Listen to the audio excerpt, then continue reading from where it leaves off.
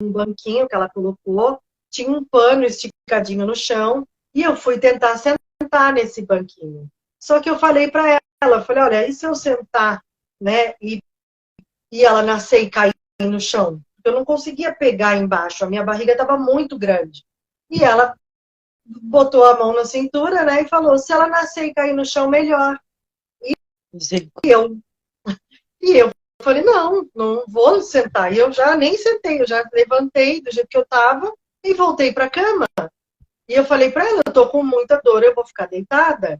E aí ela falou, você quem sabe, você vai sofrer mais. E aí nessa ela saiu pela porta e encostou a porta, que essa porta ficou fechada o tempo todo.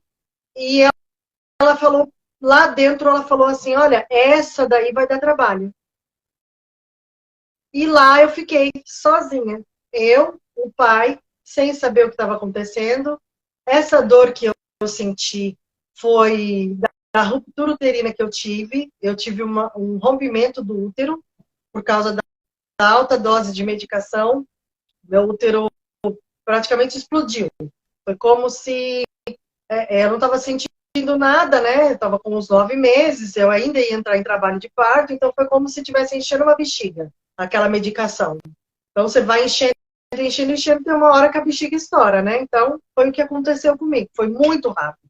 A indução, geralmente, tem mulheres que levam de 12 horas, 14 horas, até 36 horas a mulher fica em trabalho de parto. E o meu foi 3 horas só. Da hora da medicação que começou o trabalho de parto para estourar o meu útero, foram 3 horas só. Então foi muita coisa. E eu fiquei sozinha na sala de parto, sem atendimento, sem monitoramento, das 9 da noite até a meia-noite. Vieram 3 médicos e enfermeiros ali olhar o coração da nenê 3 vezes só. Eles já não escutavam o coração da nenê e eles não falavam nada. Eu, apavorada, fiquei em trabalho de parto durante 1 hora e meia, mas eu senti uma queimação no corpo muito forte, no olho, e depois eu não sentia mais nada. Então eu fiquei parada, esperando alguém fazer alguma coisa. E só vieram me socorrer à meia-noite. Eu já estava com uma hemorragia interna muito grave, eu já estava com taquicardia, eu já estava com a pressão alta, eu já não estava reagindo. E aí, quando me levaram para cesariana, a Melissa já nasceu sem vida, tiraram ela já, ela não chorou.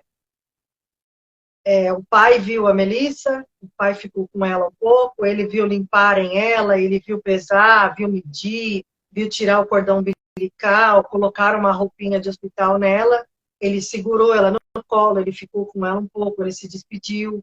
Ela era enorme, ela tinha 3,660 kg, era um bebezão bem gordo, ela era perfeita, e a médica que atendeu ela disse que ela tinha umas manchinhas no corpo, umas manchinhas vermelhinhas no corpo todo, que aquilo significava que ela não tinha morrido no parto, ela tinha morrido já há algumas horas, que foi quando eu tive a ruptura uterina. E quando a mulher tem a ruptura uterina, o médico tem de 5 a 10 minutos para abrir e tirar a nenê, para não ter sequelas, vamos dizer assim.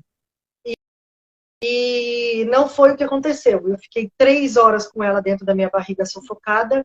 Ela sofreu muito. Eu ainda fiquei da meia-noite até umas 2, até umas 3 e pouco da manhã em cirurgia. Eles falaram para o meu marido que eu não iria resistir. Eu perdi quase o sangue do corpo inteiro. Eu tive uma hemorragia que ela não cessava. Eles tiveram que tirar o meu útero e aí eu fui voltando aos poucos. Graças a Deus eu não precisei de UTI, não precisei ficar entubada. E logo que eu acordei, a médica virou para mim e falou: você teve uma complicação, a criança não resistiu e a gente tirou o seu útero. Ali eu já não falava mais, eu já não reagia mais, eu já me sentia envergonhada, eu já estava frustrada porque com culpa, porque eu tive uma complicação, só que eu estava entendendo tudo o que aconteceu, eu só não estava entendendo tudo o contexto, sabe? Eu entendi toda a violência que eu sofri, toda a negligência, todo o fato deles não terem me acompanhado, da cirurgia, eu entendi tudo o que estava acontecendo, só que eu não estava compreendendo o que ocasionou tudo. E eu fiquei 3 horas, 3 horas. Eu fiquei, quando eu acordei, eu não consegui ver a Melissa, eu não consegui me despedir dela. Para mim foi um choque muito grande imaginar que eu ia ver um filho morto. Então eu não imaginava se ela estava com sangue, se ela estava machucada, se tinha algum pedaço faltando, se ela estava roxa. Eu não sabia o que eu ia ver. E ela só estava dormindo. Ela estava inteirinha, perfeitinha, enroladinha na roupinha. Ela só estava dormindo. Só que eu não tive nem tempo de pensar nisso, porque eles quiseram abafar o caso, quiseram resolver o caso. Não foi feita autópsia nela. Não tem nenhum documento da Melissa. Só tem o atestado de óbito. Então foi uma coisa assim muito cruel que eles fizeram. Eles quiseram resolver tudo muito rápido o assunto. E aí logo que eu saí do hospital, eu não quis deixar ela lá, né? Eu fiquei muito frustrada, eu fiquei envergonhada de sair de casa, eu fiquei envergonhada de falar com as pessoas. Eu não contei para as pessoas. Eu fui falar da Melissa um mês depois no meu Instagram, no meu Facebook, porque eu não conseguia contar o que tinha acontecido. As pessoas achavam que eu tinha perdido por alguma fatalidade, ou perdido porque aconteceu alguma coisa realmente, porque a gente sabe que acontece. E o que eu ia falar que aconteceu? Que mataram ela? Eu estava morrendo de vergonha. Eu Meu nunca Deus. passei por isso. Então, como que eu ia falar?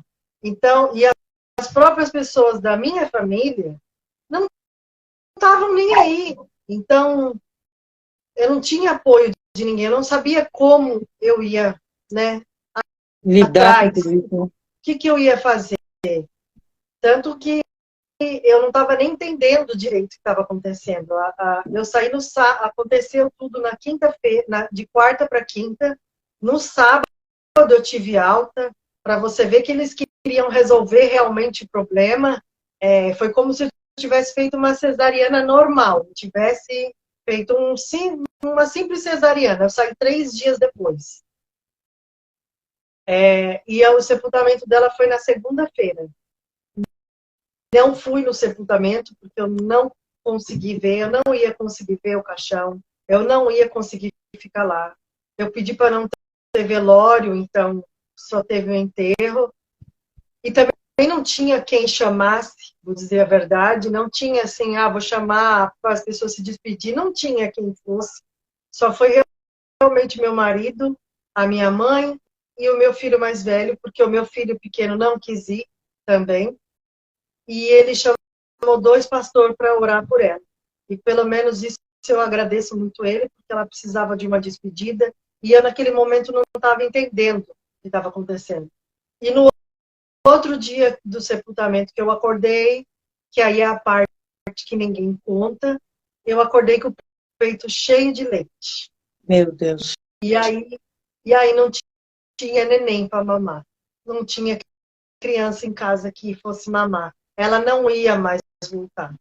E na minha cabeça estava esperando ainda ela voltar. E ela não ia voltar para casa. E eu tive que voltar para o hospital para tomar novamente o remédio para secar o leite.